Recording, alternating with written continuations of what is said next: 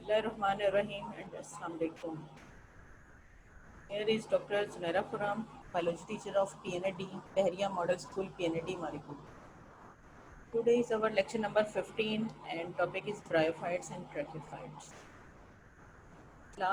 उस क्लास में हमने अपना चैप्टर स्टार्ट किया था ब्रायोफाइट्स और ट्रैक्योफाइट्स। ब्रायोफाइट्स और ट्रैक्योफाइट्स जो हैं ये क्या है, ये प्लांट्स की डिविजन्स हैं। और हमने पढ़ा था कि प्लांट्स दो तरह के होते हैं, नॉन वेस्कुलर प्लांट और vascular plants. Non vascular plants को ब्रायोफाइट्स कहा जाता है और वेस्कुलर प्लांट्स को ट्रैक्योफाइट्स कहा जाता है। फिर ट्रैक्योफाइट्स की जो है फर्दर डिविजन्स आ जाती हैं कि प्लांट्स विद सीड्स और सीडलेस प्लांट्स।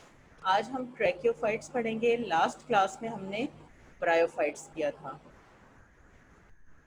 ट्रैक्योफाइट्स क्या हैं, हम जैसे कि पढ़ चुके हैं, बता चुकी हूँ आपको कि ट्रैक्योफाइट्स हम कहते हैं वेस्कुलर प्लांट्स को।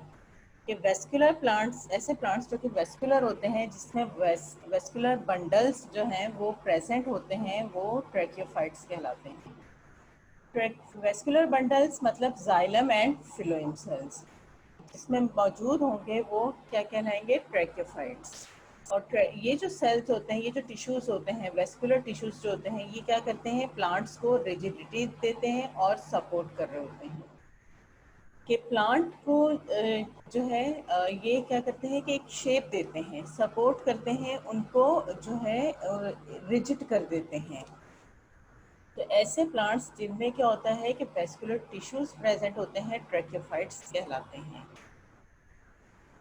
अगर हम ट्रैक्योफाइट्स की जनरल कैरेक्टरिस्टिक्स देखते हैं तो ये क्या है कि ट्रैक्योफाइट्स जो हैं वो उनमें, अब हम ब्रायोफाइट्स में हमने देखा था कि ब्रायोफाइट्स में क्या था कि ट्रू स्टेम्स, रूट्स और लीव्स प्रेजेंट नहीं होते।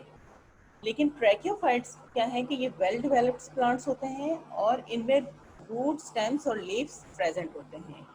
ब्रायोफाइट्स कैसे थे, थैलॉइड बॉडीज थी, यानी कि छोटे प्लांट्स थे, जैसे कि ग्रासेस हो गई, हर्ब शर्ब्स हो गई, उस तरह के। लेकिन जो ट्रैक्योफाइट्स हैं वो क्या हैं, ट्रू प्लांट्स हैं, इनमें रूट, स्टेम्स और लीव्स प्रेजेंट होती हैं। इनकी ये जो हाइट होती है ये वेरी कर रही होती है। छोटे प्लांट्स भी हमें मिलते हैं और जाइंट साइज के हमें बड़े ट्रीज भी मिलते हैं इसमें। ट्रैक्योफाइट्स में भी क्या होती है, ऑल्टरनेशन ऑफ जनरेशन पाई जाती है। ऑल्टरनेशन ऑफ जनरेशन हम पढ़ चुके हैं ब्रायोफाइट्स में कि ऑल्टरनेशन ऑफ जनरेशन क्या होती है कि जिसमें जनरेशन्स रिपीट्स हो रही होती हैं। गैमेटोफाइट से स्पोरोफाइट जनरेशन आती है, स्पोरोफाइट से फिर गैमेटोफाइट आती है। लेकिन दोनों की ऑल्टरनेशन ऑफ जनरेशन में डिफरेंस क्या है कि जो ब्रायोफाइट्स हैं उनमें जब ऑल्टरनेशन ऑफ जनरेशन होती है तो उसमें जो गैमेटोफाइट स्टेज थी वो डोमिनेंट थी।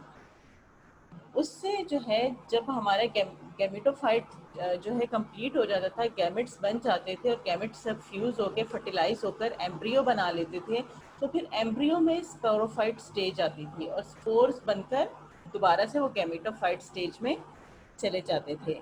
लेकिन ट्रैक्योफाइट्स में क्या है कि जो ऑल्टरनेशन ऑफ जनरेशन का प्रोसेस है, इसमें स्पोरोफाइट जो है वो डोमिनेंट है और जो गैमेटोफाइट है वो डिपेंड कर रही है स्पोरोफाइट पे। कि इसमें मतलब क्या है कि पहले इसमें स्पोर्स बनते हैं और बाद में फिर गैमेटोफाइट स्टेज आती है, गैमेट्स बनते हैं।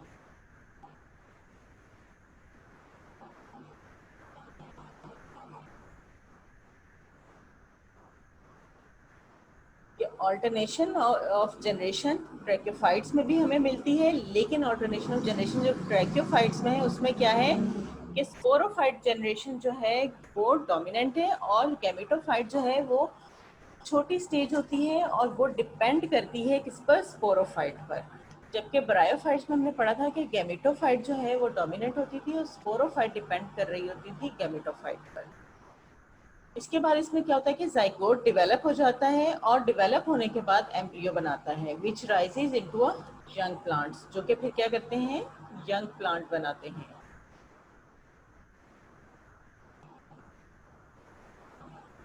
अब अगर हम ट्रैक्योफाइट की डिविजन्स को देखते हैं तो ट्रैक्योफाइट में जो है अभी आपको बताया था कि जो वेस्कुलर प्लांट्स होते हैं वो फिर दो ग्रुप्स में डिवाइड हो जाते हैं। कौन से दो ग्रुप्स में, जिसमें सीड्स मौजूद होते हैं और सीड्स मौजूद नहीं होते।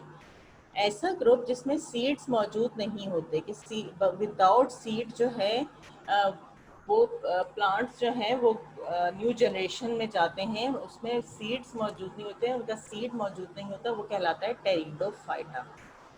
ऐसे ग्रुप जो कि जिसमें सीड मौजूद नहीं होते वो कहलाते हैं टेरिडोफाइटा। और ऐसे ग्रुप जिसमें सीड मौजूद होता है वो कहलाता है स्पर्मेटोफाइटा।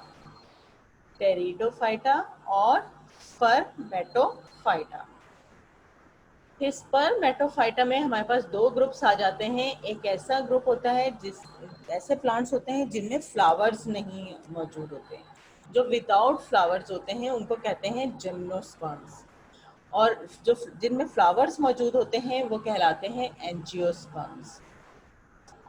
ब्रैकियोफाइटा को हम दो ग्रुप्स में डिवाइड कर रहे हैं, टेरिडोफाइटा और स्पर्मेटोफाइटा।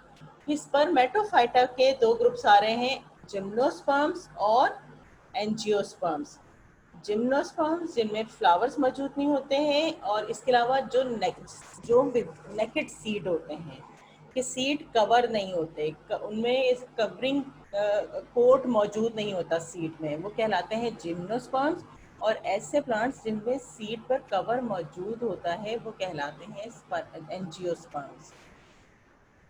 टेरिडोफाइटा के फिर फर्दर ग्रुप्स आ जाते हैं, और इसके 4 ग्रुप्स हैं मेन, लेकिन जो इसका इम्पॉर्टेंट ग्रुप है वो है टेरिडोसीडा। और इसी को हम पढ़ेंगे, और इसकी 2 टाइप्स हम जो है स्टडी करेंगे। एक है टेरेस और दूसरी है एडियंटम प्लांट्स। टेरेस प्लांट्स और एडियंटम प्लांट्स। टेरेस प्लांट्स जो है ये कौन से ग्रुप में आते हैं? ऐसे जिसमें सीड मौजूद नहीं होते, टेरिडोफाइटा में है टेरेस। ये जो है ये इस पंजाब और सिंध में मिलता है हमें टेरेस जो है प्लांट, और ज़्यादातर ये ऑर्नामेंटल प्लांट है। ऑर्नामेंटल प्लांट का मतलब ये होता है कि ये घरों में खूबसूरती के लिए इस्तेमाल किया जाता है। इसमें जो इसकी डोमिनेंट जनरेशन है वो कौन सी होती है? स्पोरोफाइट होती है। Sporophytes have adventitious roots. Adventitious roots जो हैं ये कौन सी रूट्स होती हैं? एडवेंटेशियस रूट्स ऐसी रूट्स, अब रूट्स का हमने पढ़ा था जब हमने बिल्कुल स्टार्ट में सेकंड चैप्टर किया था, जब हम ब्रासिका प्लांट पढ़ रहे थे, तो उसमें हमने कहा था कि सीड के 2 पार्ट्स होते हैं, प्लूम्यूल और रेडिकल। उनसे एक से जो है सीड से ही क्या होता है, जो है रूट्स डेवलप होती हैं और स्टेम डेवलप होती है। लेकिन एडवेंटेशियस रूट्स जो हैं ऐसी रूट्स होती हैं जो सीड से नहीं होती, बल्कि प्लांट के ही किसी दूसरे हिस्से से अराइज हो रही होती है। जैसे कि उसकी ब्रांच होती है, ब्रांच से सीड रूट्स जो हैं वो डेवलप होती हैं, अराइज होती हैं, और वो रूट्स कहलाती हैं एडवेंटेशियस रूट्स। एडवेंटेशियस रूट्स कौन सी रूट्स हैं? वो रूट्स हैं जो कि प्लांट के किसी दूसरे हिस्से से ओरिजिनेट हो रही होती हैं। अंडरग्राउंड स्टेम होती है इसमें, जो कि राइजोम कहलाती है। अंडरग्राउंड, अब इसमें क्या है, स्टेम जो इसकी है, इसकी टेरिस की, वो क्या है, ज़मीन के अंदर है, और उसी से क्या हो रहा है, रूट्स डेवलप हो रही हैं। आप अपनी बुक में डायग्राम देखें तो उसमें आप उसके नीचे एक स्टेम देखेंगे। जो टेरिस प्लांट है उसकी जो पिक्चर दी हुई है उसमें नीचे जो है स्टेम है, और स्टेम से फिर रूट्स अराइज हो रही है। स्टेम जो है वो हॉरिजेंटल है, हॉरिजेंटल पोजीशन में है, और वो ज़मीन के अंदर होती है।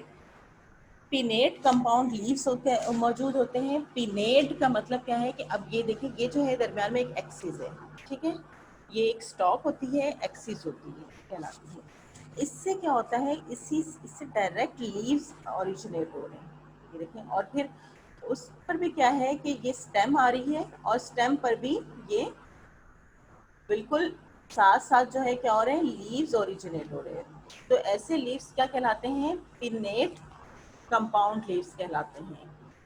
इसके स्टेम के साथ, स्टॉक के साथ डायरेक्ट अटैच हैं और ऑल्टरनेट मैनर पर अटैच हैं, देखिए साथ साथ मौजूद हैं, ठीक है। तो ऐसे लीव्स जो हैं ये क्या कहलाते हैं? पिनेट लीव्स कहलाते हैं। स्पोरेंजिया जो है ये सॉरी फॉर्म में मौजूद होता है। स्पोरेंजिया यानी कि जो स्पोर्स प्रोड्यूस करते हैं। अब स्पोर्स जो है हमने इससे पहले जब हमने किया था, पढ़ा था, उसमें देखा था कि जो स्पोर्स होते हैं वो किसमें होते हैं, कैप्सूल्स के अंदर होते हैं। हमने यही देखा था, कैप्सूल जब ड्राई हो जाता है वो बर्स्ट होता है और स्पोर्स बाहर आ जाते हैं। अब इसके अंदर जो स्पोर्स हैं वो क्या होते हैं, क्लस्टर्स की फॉर्म में मौजूद होते हैं। वो कैप्सूल के अंदर नहीं होते हैं बल्कि क्लस्टर की फॉर्म में मौजूद होते हैं और उसको हम कहते हैं सोरी। सॉरी जो है ये क्या है, स्पोरेंजिया का क्लस्टर की फॉर्म में मिलना सॉरी कहलाता है। और ये कहाँ होते हैं, अंडर द सरफेस, जमीन के अंदर मौजूद होते हैं टेरिस में। टेरिस जो है इसमें क्या है, एडवेंटेशियस रूट्स हैं, पिनेट लीव्स पाए जाते हैं और स्पोरेंजिया जो है वो सॉरी फॉर्म में मिलते हैं, एक क्लस्टर फॉर्म में मिलते हैं। जो डोमिनेंट स्टेज है इसमें वो कौन सी है, स्पोरोफाइट है, ऑर्नामेंटल प्लांट है और पंजाब और सिंध में हमें मिलता है। इसके बाद आ जाता है एडियंटम प्लांट। एडियंटम जो है ये भी टेरिस से ही मिलता जुलता प्लांट है, सेम क्लास से बिलोंग करता है, लेकिन इसमें सब फर्क क्या होता है कि इसके जो लीव्स होते हैं वो उसकी शेप चेंज होती है।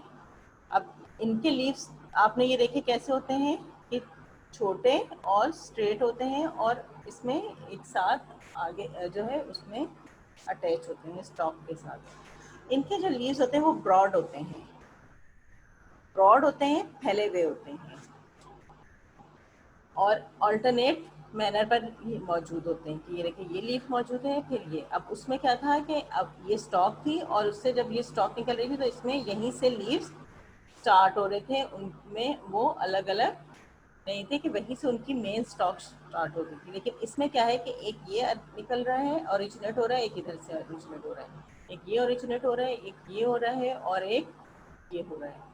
तो ये सब जो है ये क्या है कि इनके लीव्स का डिफरेंस होता है। टेरिस और एडियंटम में दोनों एक ही ग्रुप से बिलोंग करते हैं, मिलते जुलते प्लांट्स हैं, लेकिन इसमें फ़र्क क्या है कि इसमें लीव्स जो हैं वो ब्रॉड होते हैं और अल्टरनेट मैनर पर होते हैं। स्पोरोफाइट इसमें भी डोमिनेंट होती है और इसमें ये ज़्यादातर हर्ब्स वगैरह में हमें ये प्लांट मिलता है। अब अगर इसकी स्टेम देखी जाए तो स्टेम कैसी होती है, शॉर्ट, थिक और राइजोम होती है। राइजोम, ठीक है, हेयर लाइक स्ट्रक्चर होता है, ठीक है। ये स्टेम है, शॉर्ट होती है और जो है कैसी होती है, थिक होती है, थोड़ी सी थिक होती है और शॉर्ट होती है। जैसे कि जड़ी बूटियां आपने देखी होंगी कि उनकी स्टेम्स कैसी होती है। और इसमें राइजोम जो है, राइजोम मौजूद होते हैं, फाइब्रस होता है, एडवेंटेशियस रूट्स पाई जाती हैं, arise from the lower side of rhizome. अब राइजोम क्या है, स्टेम का लोअर पार्ट है। स्टेम का लोअर पार्ट जो है ये क्या है, राइजोम है, हेयर लाइक स्ट्रक्चर होते हैं। हम लास्ट लेक्चर में पढ़ चुके हैं कि राइजोम जो है वो कैसे होते हैं, हेयर लाइक होते हैं। और ये जो हेयर लाइक होते हैं इन्हीं से फिर क्या होता है कि रूट्स ओरिजिनेट हो रही होती हैं और ये जो रूट्स ओरिजिनेट होती हैं ये एडवेंटेशियस रूट होती हैं। और एडवेंटेशियस रूट्स कौन सी रूट्स होती हैं, वो रूट्स होती हैं जो कि किस प्लांट के किसी दूसरे ऑर्गन से, दूसरे पार्ट से ओरिजिनेट हो रही होती हैं, सीड से ओरिजिनेट नहीं होती, सीड से नहीं बनती बल्कि किसी और प्लांट के किसी भी हिस्से से बन रही होती है।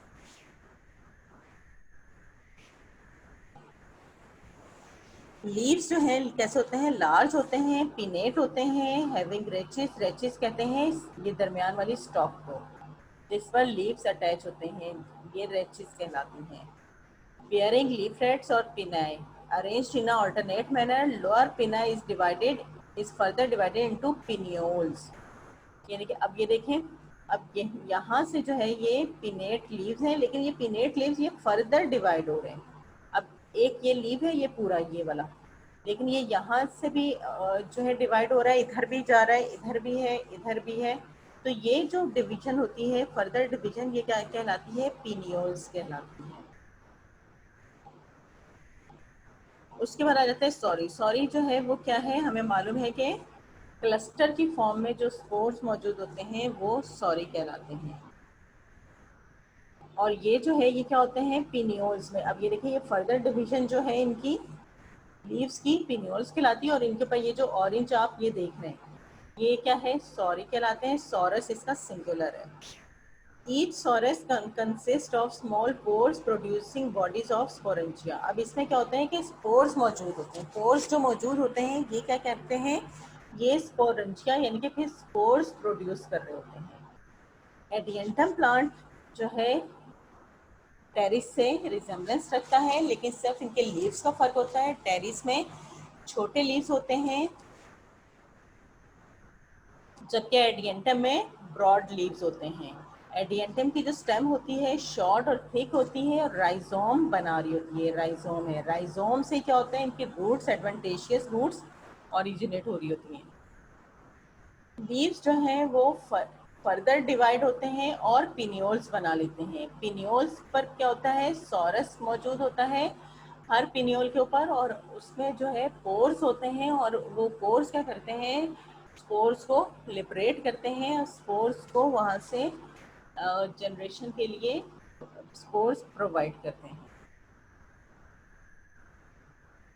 ये था एडियंटम। और एडियंटम और टेरिस जो है ग्रुप हमारे पास था टेरिडोफाइटा, यानी कि ऐसे लीव्स जिनमें सीड मौजूद नहीं होता उसके टाइप्स थी। अब हमारे पास सेकंड ग्रुप आ जाता है स्पर्मेटोफाइटा। स्पर्मेटोफाइटा जिसमें सीड्स मौजूद होते हैं।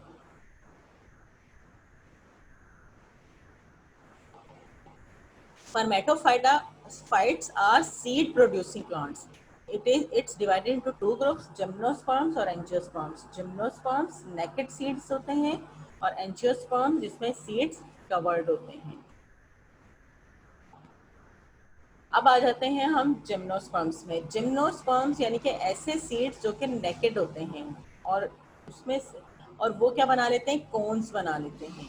हार्ड स्ट्रक्चर आ जाता है क्योंकि नेकेड सीड हैं, सीड ओपन है, उनको प्रोटेक्शन रिक्वायर्ड होती है, तो प्रोटेक्शन के लिए वो क्या करते हैं, हार्ड हो जाते हैं। और जब हार्ड हो जाते हैं तो वो कहलाती हैं कोन्स। तो इनमें जो रिप्रोडक्शन होती है वो कोन्स के जरिए होती है, क्योंकि सीड्स जो हैं वो किस में चेंज हो चुके हैं, कोन्स में। Ovules developed into naked seeds as fruit is absent। कि फ्रूट इसमें क्या होता है, एब्सेंट होता है due to absence of ovaries. और इसमें क्या चीज़ मौजूद होती है, कॉन्स मौजूद होती हैं, और कॉन्स के जरिए ये क्या करते हैं, अपने रिप्रोडक्शन करते हैं। कि इसमें जो है सीड मौजूद नहीं, नेकेड होता है, नेकेड होता है। इसका मतलब है कि ओवरीज मौजूद नहीं होती, ओव्यूल्स मौजूद नहीं होते। इसकी एग्जाम्पल आ जाती है पाइनस। ये पाइनस ट्री है। पाइनस ट्री जो है ये तकरीबन 40 to 50 मीटर इसकी हाइट होती है, और 2 मीटर तक ये थिक होता है। इसमें वेल डेवलप्ड रूट, स्टेम्स और लीव्स मौजूद होते हैं। इसमें एडवेंटेशियस रूट्स अब नहीं है स्पर्मेटोफाइट्स में। इसमें जो नॉर्मल रूट्स होती हैं वो मौजूद होती हैं। टेरिडोफाइटा में क्या था कि एडवेंटेशियस रूट्स।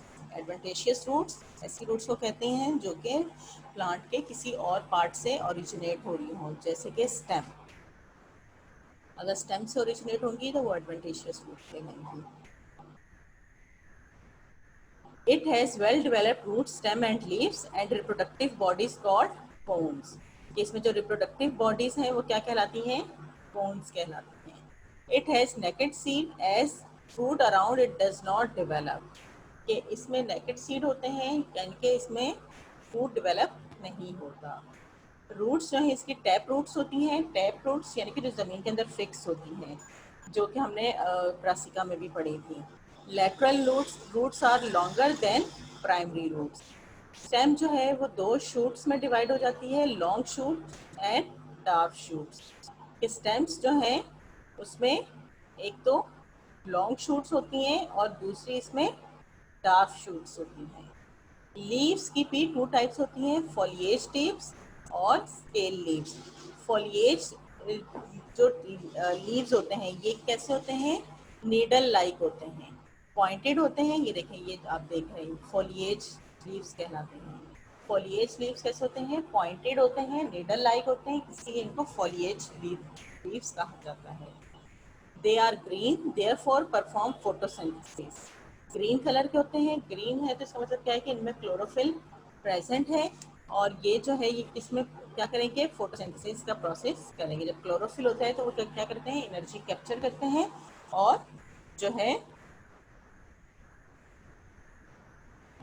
फोटोसिंथेसिस का प्रोसेस होता है जिससे फूड प्रिपेयर होता है। और जो स्केल लीव्स होती हैं ये कैसे होते हैं, दे आर सेसाइल। ये सेसाइल होती हैं, थिन एंड ब्राउनिश। सेसाइल का मतलब ये है कि ये जो है मूव नहीं कर सकती, ये इनमें मूवमेंट नहीं हो सकती। और ये कैसी होती हैं, ब्राउन कलर की होती हैं। They are present at main axis as well as both type of branches, long shoot and dark shoot. जो फॉलिएज लीव्स हैं ये सिर्फ कहाँ मौजूद होती हैं, डार्क ब्रांचेस में, लेकिन जो स्केल लीव्स हैं ये लॉन्ग शूट्स और डार्क शूट्स दोनों में मौजूद होती हैं। और ये सेसाइल होती हैं और ब्राउन कलर की होती हैं, जबकि फॉलिएज जो है ये कैसे होते हैं, ग्रीन होते हैं, इनमें क्लोरोफिल मौजूद होता है, फोटोसिंथेसिस करते हैं।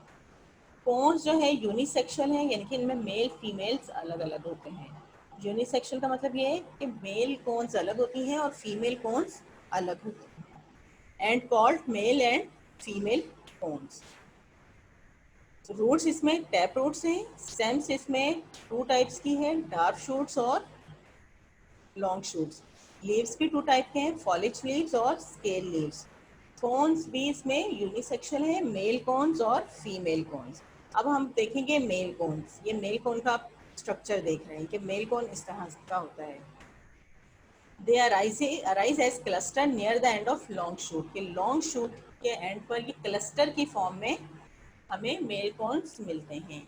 They are maximum 2 centimetre in length. Each cone has a central axis called torus. ये जो है ये टोरस कहलाता है, इसका जो सेंट्रल एक्सिस है। This axis has 6 to 10 small scales called microsporophylls. अब ये जो आप देख रहे हैं ये शेप्स बनी हुई है, ठीक है, ये क्या है, स्मॉल स्केल्स हैं, हार्ड होते हैं, ये कौन से हार्ड हो जाती हैं। तो ये जो इसके हैं ये टॉरस की गिर जो है तकरीबन 60 से 100 नंबर्स में होती हैं। और ये जो है ये क्या कहलाती हैं, microsporophylls. Microsporophylls, micro small spore, ठीक है, स्पोरोफिल स्पोर्स, के स्पोर्स इससे बनेंगे। और ये कितनी है, 60 to 100 होती हैं टॉरस के एक्सिस पर, इस सेंट्रल एक्सिस पर टॉरस पर ये मौजूद होती हैं। Each microsporophyll has a sac like microsporangia. अब ये देखें, ये जो स्ट्रक्चर है ये वाला, ये जो है ये माइक्रोस्पोरोफिल है, ठीक है। और इसके अंदर ये जो आप एक और देख रहे हैं शेप बनी हुई थोड़ी सी रेक्टेंगल टाइप की, तो ये जो है ये कहलाते हैं माइक्रोस्पोरेंजिया। और इसी के अंदर क्या होता है, पोलन ग्रेन्स मौजूद होते हैं जो कि स्पोर्स प्रोड्यूस कर रहे होते हैं। इसके अंदर ये जो आप डॉट डॉट से देख रहे हैं ये क्या है, पोलन ग्रेन्स हैं। और पोलन ग्रेन से फिर क्या होता है, स्पोर्स जो है वो ओरिजिनेट हो रहे होते हैं।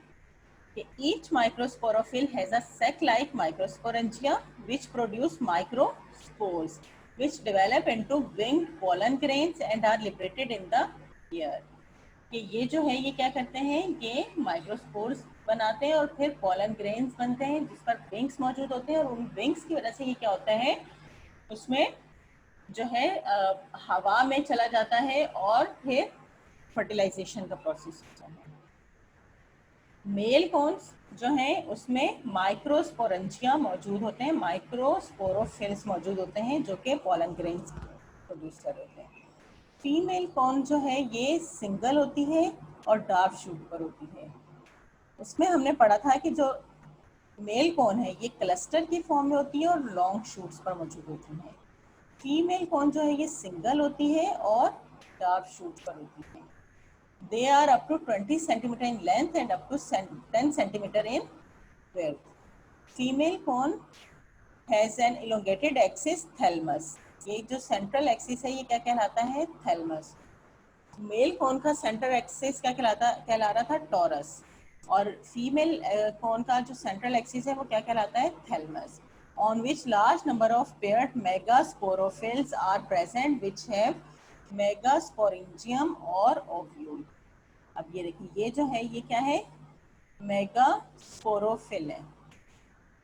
मेल कौन में माइक्रोस्पोरोफिल्स थे, फीमेल कौन के अंदर मेगास्पोरोफिल्स हैं। उसके अंदर माइक्रोस्पोरोफिल्स थे और माइक्रोस्पोर्स बना रहे थे जो कि पॉलन ग्रेन्स प्रोड्यूस कर रहा था। यहाँ पर मेगास्पोरोफिल्स हैं जो कि मेगास्पोरेंजियम बना रहे हैं और ओव्यूल्स बना रहे हैं। Each ovule produce 4 megaspores. और फिर ये जो ओव्यूल्स बन रहे हैं, ये जो ग्रीन सर्कल आप देख रहे हैं, ये क्या करते हैं, ये 4 मेगास्पोर्स बनाते हैं। और ये जो मेगास्पोर्स होते हैं, इनमें जो 4 होते हैं उसमें से एक सरवाइव कर जाता है और 3 जो है वो डेड हो जाते हैं। और जो सरवाइव करता है वो फिर जो है क्या करता है, माइक्रोस्पोरोफिल या पॉलन ग्रेन के साथ मिलता है और गैमेटोफाइट स्टेज में कन्वर्ट हो जाता है। अब यहाँ तक क्या थी, इसकी स्पोरोफाइट स्टेज थी। मेल कॉन्स थे, फीमेल कॉन्स थे। मेल कॉन्स में माइक्रोस्पोरोफिल्स थे और फीमेल में मेगास्पोरोफिल्स थे। माइक्रोस्पोरोफिल माइक्रोस्पोरेंजिया बना रहे थे जिससे पॉलन ग्रेन्स प्रोड्यूस हो रहे थे। उसमें विंग मौजूद होते थे, वो हवा में लिबरेट हो जाते थे। और फीमेल को जो हमारे पास कौन है, फीमेल स्पोरोफाइट स्टेज फीमेल है, वो क्या करती है, मेगास्पोरोफिल्स बनाती है। मेगास्पोरोफिल से मेगास्पोरेंजियम बनते हैं। और इसमें क्या होता है, 4 मेगास्पोर्स मौजूद होते हैं। 4 में से 3 जो है वो डेड हो जाते हैं और एक जो है वो सरवाइव कर जाता है और गैमेटोफाइट स्टेज में फिर चला जाता है। अब वहाँ पे पॉलन ग्रेन्स बन चुके हैं मेल उसमें कॉन्स में, और फीमेल कॉन से हमें जो है इसमें मेगास्पोर मिल चुका है। तो अब जो है, अब क्या है, दोनों अलग अलग हमारे पास आ चुके हैं ऑर्गन्स। दोनों अलग अलग हमारे पास प्लांट्स के ऑर्गन्स आ चुके हैं। अब ये आपस में क्या होंगे, फ्यूज होंगे और गैमेटोफाइट स्टेज में चले जाए। अब जब दोनों अलग अलग हो गए तो हमारे पास कौन सी स्टेज आ गई, गैमेटोफाइट आ गई। और उससे पहले कौन सी चल रही थी, स्पोरोफाइट चल रही थी। अब गैमेटोफाइट में जब आ जाते हैं तो गैमेटोफाइट क्या करते हैं कि मेल और फीमेल जो कॉन्स हैं, गैमेटोफाइट स्टेजेस हैं, वो स्टार्ट हो जाती हैं। मेल गैमेटोफाइट में क्या होता है कि each microspore after pollination is transfer to female cone and undergoes a period of rest in pollen chamber inside megasporangium. अब उसमें जब मेल कॉन था तो मेल कॉन में लास्ट में क्या हुआ था, पॉलन ग्रेन्स बन गए थे, जो है माइक्रोस्पोर्स बन गए थे। और उसमें जो है वो क्या हुआ था, विंग थे जो कि एयर में चले गए थे। जब वो उड़ते हैं मेल से तो वो कहाँ ट्रांसफर हो जाते हैं, फीमेल कॉन में हो जाते हैं। फीमेल कॉन में जाकर वो रेस्टिंग स्टेज में चले जाते हैं उसके पॉलन चैम्बर में। पॉलन चैम्बर, उसके जो चैम्बर एक होता है उसमें जाकर वो रेस्टिंग स्टेज में चले जाते हैं। रेस्टिंग स्टेज में क्यों चले जाते हैं, रेस्टिंग स्टेज में इसलिए चले जाते हैं कि जब उनको फेवरेबल कंडीशन मिलेगी तब वो जो है एक्टिव होंगे और फीमेल मेगास्पोर के साथ जो है, ओवरी के साथ जो है क्या करेंगे, फर्टिलाइजेशन करेंगे और एम्ब्रियो बनाएंगे। उससे पहले वो क्या होता है, रेस्टिंग स्टेज में चले जाते हैं, यानी कि वहाँ पर वो एक तरह के डेड हो जाते हैं। जैसे उनको फेवरेबल कंडीशन मिलेगी फिर वो लाइव हो जाएंगे, एक्टिव हो जाएंगे। During next season microspore germinates. फिर क्या होता है, जब उनका सीजन आता है तो माइक्रोस्पोर जो है वो जर्मिनेट हो जाते हैं। जर्मिनेशन का मतलब होता है डेवलप होना, ग्रो करना। To form reduced male gametophyte, और क्या बना लेते हैं, मेल गैमेटोफाइट बना लेते हैं। मेल गैमेटोफाइट जो है वो क्या होते हैं, प्रोथेलियल सेल्स होते हैं।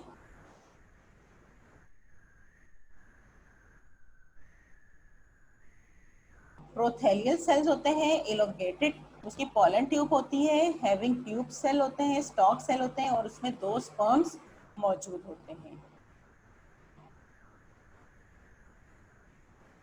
इसके अंदर जो है ये क्या होते हैं, 2 स्पर्म्स मौजूद होते हैं।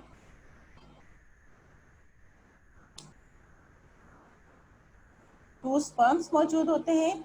मेल गैमेटोफाइट में क्या हो रहा है कि जो माइक्रोस्पोर्स हैं वो जो है कहाँ ट्रांसफर हो जाते हैं, फीमेल कॉन्स में ट्रांसफर हो जाते हैं और फीमेल कॉन्स में जाकर उसके पॉलन चैम्बर के अंदर रेस्टिंग स्टेज में चले जाते हैं। जब इनका सीजन आता है तो ये एक्टिव होते हैं और एक्टिव होने के बाद ये जर्मिनेट कर जाते हैं। जर्मिनेट जब कर जाते हैं तो ये इनमें दो स्पर्म्स बन जाते हैं। फीमेल गैमेटोफाइट में क्या होता है कि मेगास्पोर्स जो है वो फीमेल गैमेटोफाइट में डेवलप होता है और मेगास्पोरेंजियम बना लेता है। Each gametophyte has 2 archegonia and having single ovum egg. अब इसमें क्या होता है कि आर्चिगोनिया हमने पढ़ा था, हमने ब्रायोफाइट्स में पढ़ा था कि आर्चिगोनिया जो होता है वो क्या है, फीमेल रिप्रोडक्टिव ऑर्गन है। फीमेल रिप्रोडक्टिव ऑर्गन है तो ये जो है ये क्या करता है, फीमेल रिप्रोडक्टिव ऑर्गन जो है ये ओवम या फिर एग जो है वो बनाता है। अब यहाँ पर क्या हुआ है, स्पर्म्स बन गए हैं और यहाँ पर एग्स बन गए हैं। तो अब क्या होगा, अब जो इनमें फर्टिलाइजेशन होगी और वो जो है सीड्स बनाएंगे। अब इनमें फर्टिलाइजेशन हो रही हैं कि जब ये बिल्कुल आप जो है मेगास्पोर्स बन गए और माइक्रोस्पोर्स से हमारे पास स्पर्म्स आ गए और मेगास्पोर्स से हमारे पास क्या आ गए, एग्स आ गए। अब दोनों जब आपस में मिलेंगे, फर्टिलाइज होंगे तो ये क्या बना लेंगे, एम्ब्रियो बना लेंगे। क्योंकि हमारी स्क्रीन शेयर जो है वो चली गई है, इसको मैं एक्सप्लेन कर देती हूँ और फिर उसमें जो है आप अपने उसमें इसको देख लीजिएगा। अब हमारे पास जो है माइक्रोस्पोर से जो है एग बन चुके थे और माइक्रोस्पोर से स्पर्म बन चुके थे और मेगास्पोर से क्या हुआ था, ओवरीज बन गई थी, एग बन गए थे। अब जब स्पर्म और एग्स बन जाते हैं तो फिर क्या होता है, उनमें उसके गैमेट्स ये हैं, गैमेट्स बन गए हैं। गैमेट्स क्या करते हैं, आपस में फर्टिलाइज होते हैं, फर्टिलाइजेशन होती है। जब फर्टिलाइजेशन होती है तो फिर क्या होता है, जाइगोट बनता है, जाइगोट से फिर एम्ब्रियो बनता है, एम्ब्रियो फिर डेवलप होता है तो सीड बन जाता है और न्यू ऑर्गन जो है ऑर्गेनिज्म डेवलप हो जाता है। ये एक सिंपल प्रोसेस है जो हम पढ़ते आ रहे हैं कि यही एक प्रोसेस होता है गैमेटोफाइट में, कि जो गैमेट्स जो हैं वो आपस में फ्यूज होकर फर्टिलाइजेशन करते हैं। फर्टिलाइजेशन के बाद जो है जाइगोट बनता है, जाइगोट से एम्ब्रियो बनता है और एम्ब्रियो से नया ऑर्गेनिज्म बन जाता है। तो ये जो है यहाँ इससे फिर क्या होता है कि एक नया पाइनस ट्री जो है वो डेवलप हो जाता है। लेकिन इसमें जो जनरेशन कंप्लीट हो रही है वो कैसे हो रही है, वो ऑल्टरनेशन ऑफ जनरेशन से हो रही है। ऑल्टरनेशन ऑफ जनरेशन में हमारे पास पहले स्पोरोफाइट स्टेज आई है और फिर गैमेटोफाइट आई है, कि स्पोर्स बने थे और स्पोर्स से फिर गैमेट्स बने हैं और गैमेट से फिर न्यू प्लांट डेवलप हुआ है। जबकि ब्रायोफाइट्स में पहले क्या हो रहा था, गैमेट्स बन रहे थे और गैमेट्स से स्पोर्स बनते थे और स्पोर्स से फिर दोबारा से जो है गैमेट्स बनते थे। तो ये जो है ब्रायोफाइट्स और ट्रैकोफाइट्स में ये डिफरेंस है। इसके बाद हमारे पास आ जाता है, ये था जिम्नोस्पर्म्स यानी कि जिनके नेकेड सीड होते हैं। अब आ जाते हैं एंजियोस्पर्म्स पर। एंजियोस्पर्म्स जो होते हैं वो ऐसे प्लांट्स होते हैं जो कवर्ड होते हैं, जिनमें सीड मौजूद होता है। जैसे कि हमारे जो नॉर्मल प्लांट्स हैं, सनफ्लावर हो गया, हमारा रोज हो गया, ये हम सब एंजियोस्पर्म्स में आ जाते हैं।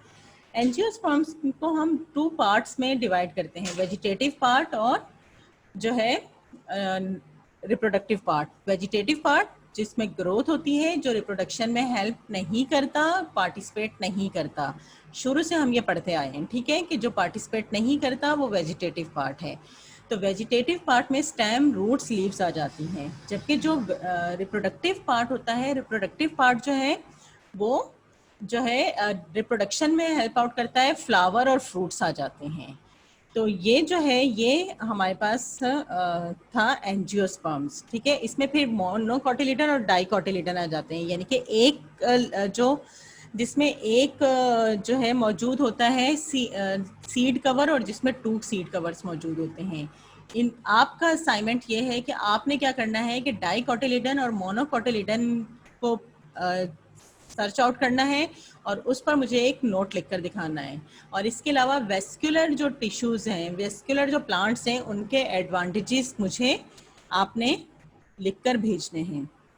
और नेक्स्ट टाइम मैं आप लोगों को मैसेज नहीं करूँगी, आप लोगों को टाइम के लिहाज से खुद ऑनलाइन आना है क्लास लेने के लिए। जो उस वक्त मौजूद होगा उसकी मैं क्लास ले लूँगी और बाकी